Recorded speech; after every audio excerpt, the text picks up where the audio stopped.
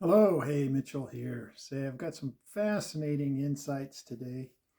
Uh, I was walking my child to school this morning, and we've been walking to school for wow every day since we moved here to Colorado, and they were in the second grade, so they've changed schools. They're now in eighth grade and 13 today, their last day of being 13. Another thing fascinating is that my child is trans. And so this is a really interesting time for them, seeing as DEI has been canceled. Trans people are not recognized as human beings. It's, well, by certain groups. And so they have some very, very good questions continually. This morning we were chatting, and it was just kind of a little bit of a wondering about what's going on in the political sphere, because it is scary. It's kind of like, well, we will have power over you because you know we are the ones sitting in the big chair. And what I'm seeing this in this current uh, wave of excitement that's rippling through our entire culture, nation, world, solar system, galaxy. It is a shift in consciousness, and for a long time, I've just seen the whole MAGA movement as just pure ego consciousness, which is a lower vibration of consciousness. It's a very separation oriented consciousness. A me versus them. I have, they don't have. We have a world that has everything that everybody needs, but we have divvied it up in such a way that there are mass shortages, and then very few have incredible abundance, overabundance. And so, um, just contrasting these two um, dichotomies, first off, poverty or lack is part of a lower consciousness. And people are like, what? That doesn't make sense. Well, um, it's part of feeling limited. Okay. uh, Once you are conscious, your awareness is such that of who you really are as a being.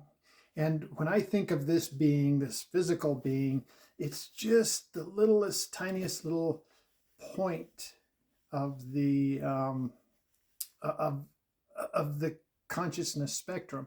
This is the very edge of where we exist. It's where we have a sensory world, and where, as sensory creatures, we can give rise to another level of awareness and experiencing, to a much, much larger consciousness, or a much deeper consciousness, a consciousness that goes uh, to the collective, and then from the collective to the geographical, I don't know how to describe it, but planetary consciousness, the consciousness of the earth itself, and the earth as a being, or beingness. And let's not look at it um, for its structure. Let's look at it in its multidimensionality. So when I see this as the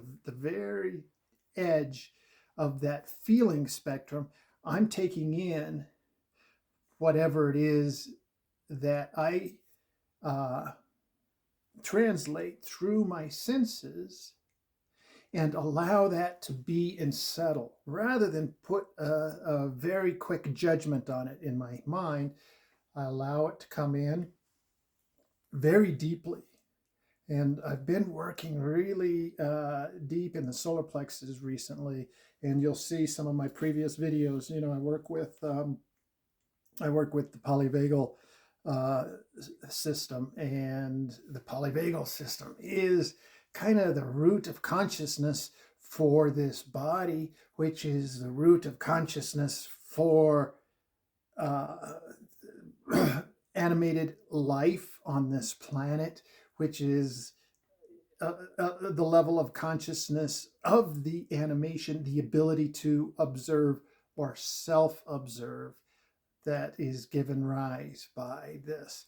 And that's what's really, really cool. That's what this is. Our consciousness is the ability to self-observe, but it's not this. What we're self-observing is consciousness observing consciousness, because there is no other. So we are what is has been created as the mirror. And so when we are able to see ourselves as that ability to experience for all of consciousness, it becomes very, very, very exciting. And you know what? We lose that or that uncomfortable attachment to the goings on in the current world or in the political world and with the people that are there, because we are experiencing on a much, much larger level.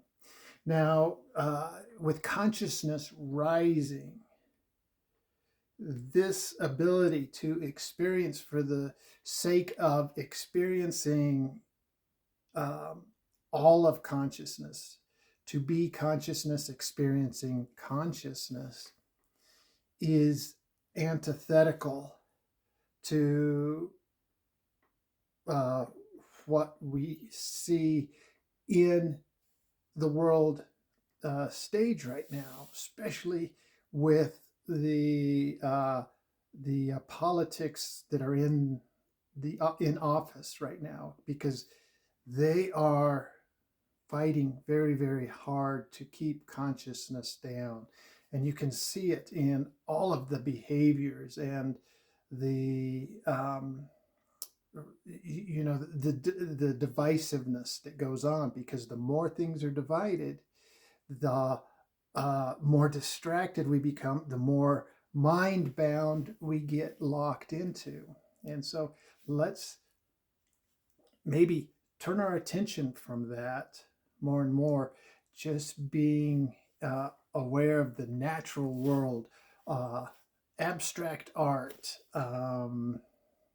reading, and not reading murder mysteries. Let's read books on consciousness, on awareness. You can look at my book, The Importance of Flying. I just released it on Amazon, and wow, is it a doozy. Anyway, look for that, The Importance of Flying. Read abstract thought, daydream. I go into feeling states more and more now than I ever have. And you know what? I've always been a dreamer. And I remember my parents continually berated me for just being a daydreamer. And, I thought that was a bad thing for years. And now, I'm like, oh, I've healed that part. I'm like, no, I'm a daydreamer, or yes, I am a daydreamer. And you know what? We need more of us, because as daydreamers, we are dreaming up the future of what this expression can be. So let's continue to really, really, really, really press our daydreaming capacities. Let's stretch them. Let's move them as far as we can. Take it out there, get our daydreaming muscles strong again, and stop looking at what has been, or they're taking our money away and who cares? You know what? The money is what limits. That's another limiting factor. And yeah, there are practicalities, right? You gotta somehow work with the systems that are in this world, but also as we daydream, we open up possibilities. Uh, there is so much power in true consciousness, but there's only force and anger in trying to keep consciousness down. You know, that's what they're doing. They're using force and trying to maintain a sense of separation, of limitation, of haves and have nots, of those with and those without. We still have the realities of this physical plane to deal with. So let's work in a conscious way to bring those physical necessities to bear for all of us, but in a way that is cooperative and that is sharing and that breaks down the haves and the have-nots, that has a cooperative sharing component to it rather than a divisive, I've got mine, you get your own. Let's not go there, right? That's the old paradigm. That's what's closing down. I think I mentioned in a few videos earlier about we've been on a bungee jump. You know, consciousness, pure consciousness, is non-manifest, and so we jumped from there into physicality, which is separation from that pure oneness. And as we neared the extreme distal end of that oneness, that's where separation, limitation became its most imposing upon us. And we've gone there, and I feel that we're actually on the return. And that's part of why we're seeing such pain and conflict right now, is because those pieces that took us as far out as they did, we're having to let go of those now.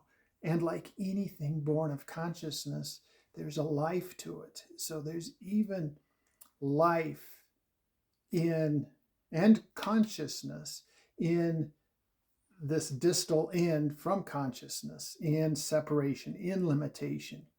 There's a little bit of life and consciousness there, and it's fighting to stay alive, but it's too far from the truth to fully exist. So it's got to drop off.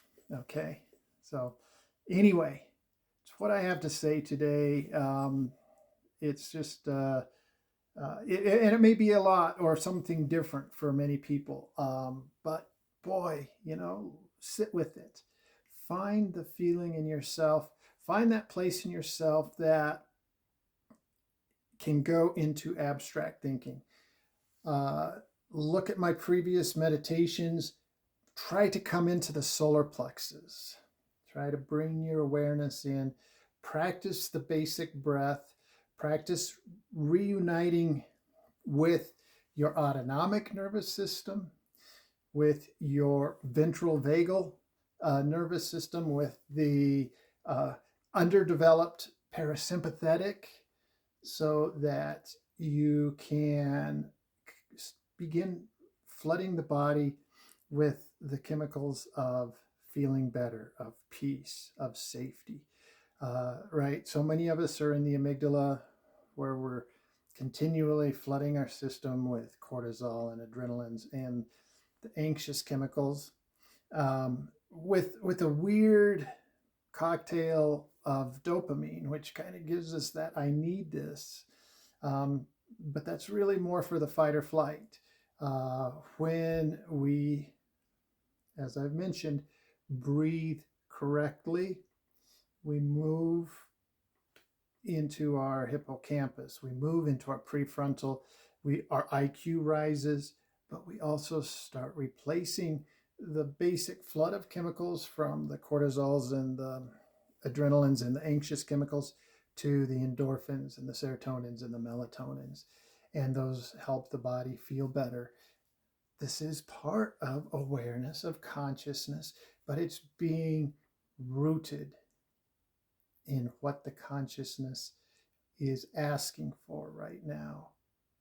It's not asking for more mental anguish or judgment or outrage. We don't need that. We need to be a lot more anchored. So we start flooding the body with the feel good, with the peace chemicals. That peace radiates out and up.